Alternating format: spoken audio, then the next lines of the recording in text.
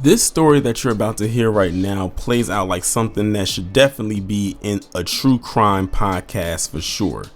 And I have to give a shout out to KG because he was the one that sent it directly to me and said that I should definitely speak on this. And as I started to learn more about it, I said, you know what? Let's go down that rabbit hole. So this story is coming out of New Jersey, and this is a screenshot coming off of the New York Post Twitter account where it says New Jersey teen girls killed in quiet suburb by alleged stalker who ran them down in Jeep. And it's a quote saying she made complaints and nothing has been done. So what I'm gonna do now is I'm gonna go and read the article, because let me tell you something. This story is very interesting. Like, the plot twist behind this is very, very interesting. Two teenage girls were mowed down and killed Monday in leafy Cranford, New Jersey by a hit-and-run driver who had allegedly been stalking one of them.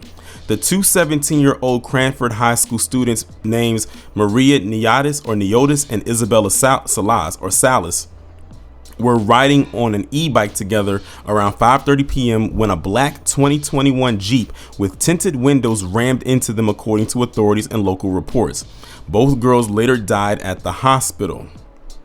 A 17-year-old boy from Garwood, a small borough next door to Cranford, was arrested near the crash scene, and on Wednesday, authorities said he was charged with 2 counts of first-degree murder. He has not been named by the Union County Prosecutor's Office. Loved ones told local TV outlets that the accused killer was stalking one of the girls, leading her to take out a restraining order against him. She made complaints and nothing was done, friend Tammy Carbajal told CBS 2. It's just a tragedy. It's just a tragedy. A neighbor told Fox 5 that the killer parked outside the girl's house for 3 months leading up to the alleged murder. Imagine you have nothing better to do with your time, but you want to park out someone's home for 3 whole months. That is next level stalking right there. That's crazy. And like they said, she complained for a while, but no one listened to her. So I put that on the blame of the people that she was complaining to for not acting accordingly with this. Is that he was never stopped, the neighbor said. It's unclear which girl was targeted by the driver. A witness to the aftermath of the hit and run was sickened by the trail of destruction on the peaceful residential street where the speed limit was 25 miles an hour. I had only seen one girl, and then I walked down the street a little bit and saw the other girl. Just horrible. Nothing in the world is more horrible than what I saw yesterday. I have kids, and so no family should have to go through this. Relatives of Niotis described as kind and fun, while Salas was called a joy to have around by a pal, according to CBS 2. Is that she was an amazing singer, according to friend Leah DeVitt. That is absolutely crazy. I mean, to stalk somebody for 3 months, to sit outside of their home for 3 months is absolutely insane. But RIP to both of these young ladies. They didn't deserve what happened to them by this creep. And speaking of creep, this is where the rabbit hole gets even more interesting with this particular story. So notice in the article, it doesn't specify or mention who the person is that did it. They just said that they was arrested and they were charged with 2 counts of first degree murder. So we have this post right here from somebody who reposted this and shared this caption. It says, white male stalks girl for months, ends up running over both her and her friend, killing them. His family works for the police. She made multiple complaints and nothing was ever done. His name is Vincent Battiloro, and he was released in live stream recently. So now with this, we now have a name of the person who allegedly did this. We also learned that this person has family who works for the police department, which would also explain why her complaints went basically nowhere, because if this is indeed true that he has family in that department, they were giving him all types of protection, which would not be in the least bit surprising. And then we learned that he live streamed shortly after. That's very disturbing. But you want to know what's even more disturbing is I actually got a clip of his live stream thanks to the people over there on Twitter. So I want y'all to check this out. And I want to address something else, okay? Because this is a very serious incident that happened. And I really don't even know if I should be streaming this right now, but I have built a great following on TikTok with 39,000 followers that I have grown since 2020. And I want to thank each and every single one of y'all. I love you all to absolute death. So this person right here that you just heard in that stream clip, and like it's only like 30 seconds, so you can tell there was definitely more. At the time, he had 374 people in his live chat. Now this is a screenshot from somebody else that says Vincent the Crawford NJ suspect in the victims and purposeful murder of his stalking victim and her best friend, free less than a day and posting on YouTube and TikTok about the incident. Now, if you listen to what he said when he came on there, one of the things that he had mentioned was, I don't know if I should even be talking about this. And then he goes into him and getting his community that he's been building up on social media since 2020. And, you know, he has like 39,000 followers on TikTok. I don't know how many subscribers he has on YouTube.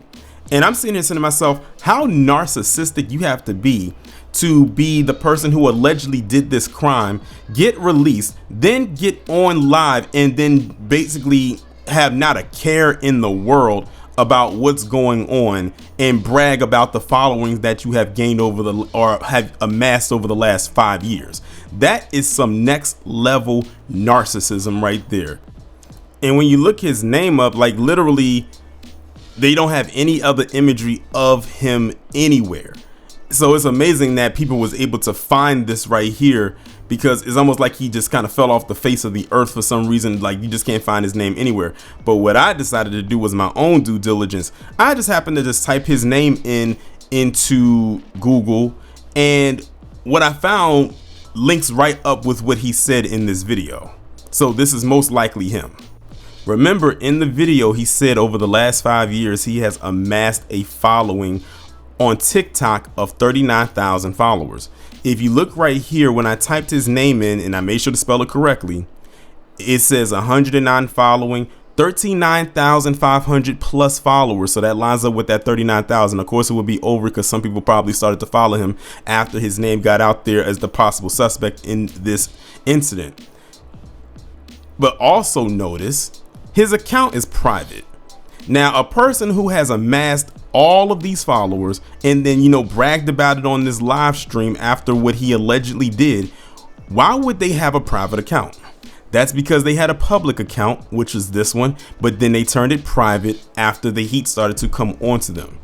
So this guy, this Vincent Battiloro, or however you pronounce his last name, is most likely the person, or at least their person of interest, at the very least, in this particular crime, in this particular incident right here. I'm sure more and more is going to eventually come out as the days continue to go on. But if there's any other additional information for me to add to this video by the time I get ready to upload it, I will insert. But wait, there's more. 70 miles per hour. That's how fast cops say a 17-year-old was driving when he mowed down 2 teen girls riding on an e-bike. Now video has surfaced of the suspect shortly after the crash, laughing on a gaming site. It's the creepy laugh of an accused killer. We're learning new information about 17-year-old Vincent Battiloro, accused of intentionally slamming his Jeep into 2 best friends as they rode an e-bike. According to just released court papers, police say he was driving 70 miles an hour when he plowed into 17-year-olds Maria Neotis and Isabella Salas. We found this video of Battiloro on a gaming site talking about pranking Maria by sending a pizza to her house. She reportedly had spurned his advances and had filed for a restraining order against him. Hi, can I place an order for delivery, please?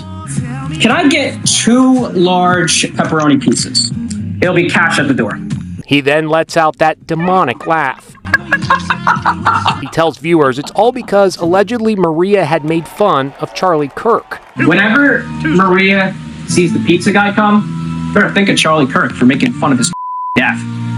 Stupid clown. A fellow gamer asks if he'll drive to Maria's house to watch the pizza be delivered. Oh, I did that the last time, but the mother saw me pull up in the car, and I got tracked, and the police, did what they did.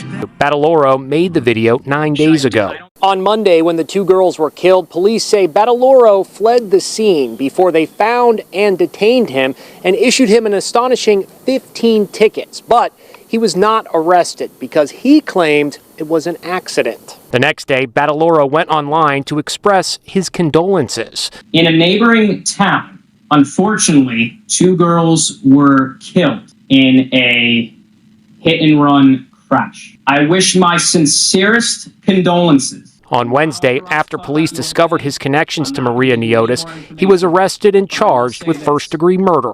Last night, Maria's mother spoke out. She wasn't just my daughter. She was my best friend, my sunshine. The families of both victims released a joint statement calling the suspect a coward of a man who had been plotting the attack for months. So here it is 3 days later since I recorded the first part, and I told people if there was more information I'm going to insert it in there, because something just told me that by the time y'all see this video there was going to be more to come out on it. And I have to give a shout out to Antonio Speaks, because if I didn't watch his video on his other channel I would not have seen this. So this clip you saw came from Inside Edition. So now we get a little bit more additional information. First off, that laugh is so creepy. Like, I don't know if he's trying to be the next Batman villain or if the Joker or somehow is his inspiration with that creepy laugh, and it's so maniacal and diabolical and evil and wicked. So we learned that he sent boxes of pizza to this girl's house, the Maria girl, who the one in the middle, because she turned down his advances, which we already knew from the first part of the video and the first part of the story. But also learning that this man was a staunch fan of Charlie Kirk.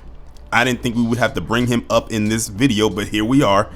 And apparently she said something about Charlie Kirk that he did not like, or maybe she just said she didn't care for him. It could have been anything. You know, these so-called new fans of his are coming out the woodwork acting like they really cared about this dude.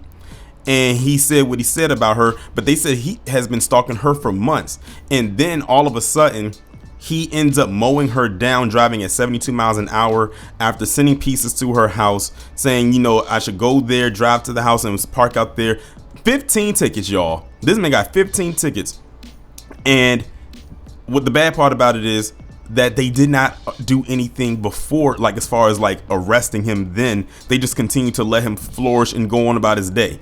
That right there could have been the determining factor to, well, not even determining factor. This girl and her friend could be alive today if they would have acted then instead of just letting it float on by. But it said he stalked her for months, but apparently what I'm gathering is what broke the straw that broke the camel's back for him was her saying something bad about Charlie Kirk, or something that about Charlie Kirk that he didn't like. Because what are the odds that you're stalking this girl for months, doing whatever, but the moment she says something about Charlie Kirk, you end up killing her and her friend. And her friend was a casualty because she wasn't even a target. She just happened to be there.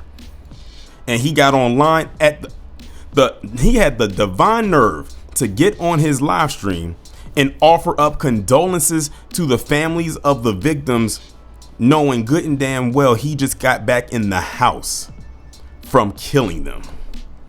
This is diabolical insanity on another level. I hope to God that the charges that they have on him, which are murder in the first degree, which are most likely 2 counts because 2 people died, or at least 1 because 1 was their target and the other one just happened to be there.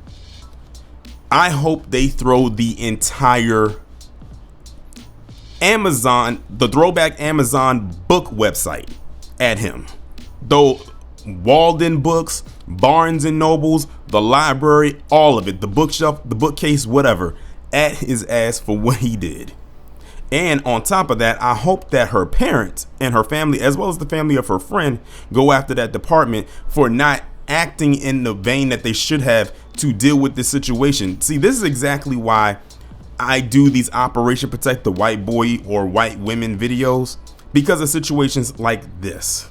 This could have been dealt with if they would have saw the signs. And it's not like the signs were not glaring. They were in your face. Why is this guy parked outside of this girl's home for months? Remember in the first part of the story, they said he would park outside of her home for like, what, 3 months? Consistently? First because he was stalking her because apparently he liked her, but she didn't like him back. And then she said something about Charlie Kirk, who he was a fan of, and that was what made him go over the edge. At least that's what I'm gathering. This is absolutely insane. If anything else comes out about this story before I set to upload it, because remember, this is just 3 days later, I'll throw it in here. But if not, I'll just end the video right here.